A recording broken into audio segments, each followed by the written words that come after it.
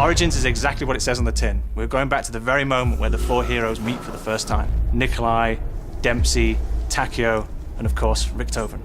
This is not for the faint-hearted. These characters are meeting surrounded by the horrors of war. We have a larger scale than we've ever done before, further enhanced by dynamic weather from rain, fog rolling in, snow falling.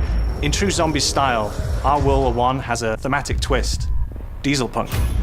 The map features two new era-specific weapons, the MG08 machine gun, wow, and a new starting pistol for the first time, which is the Mauser. Both have been given the diesel punk kind of aesthetic. We've introduced the zombie tank. This is a defendable platform that will move around the map, which you can use to fighting off the zombie hordes, and also possibly discover some Easter eggs along the way.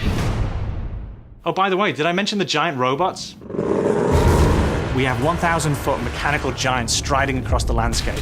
That gives a verticality and scale that we've never seen before in zombies. It also provides hazards or opportunities for the skilled player. This zombies map really has to be seen to be believed. The fans who've been with us for a very long time are really going to appreciate what this pack is about.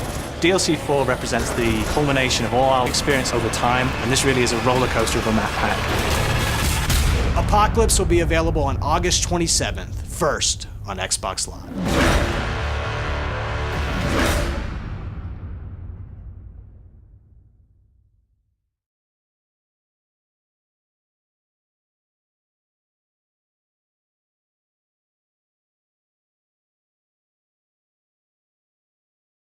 Treyarch has just released the trailer for Apocalypse, and we're going to be going over this trailer.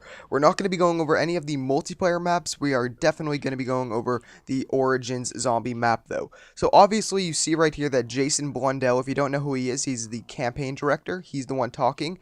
Here you see that our four heroes are back: Tank, Nikolai, Richthofen, and Takeo.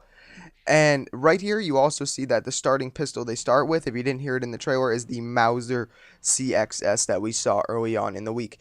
The map looks pretty cool. The layout looks amazing. You can see that it has some snow, it has some rain, it has some fog. They mentioned that earlier. And also, one thing I caught with this trailer was they said that this was going to be their biggest map yet, which is going to be awesome. I can't wait to play a huge map. I like big maps, and I can't wait to play an amazingly huge map.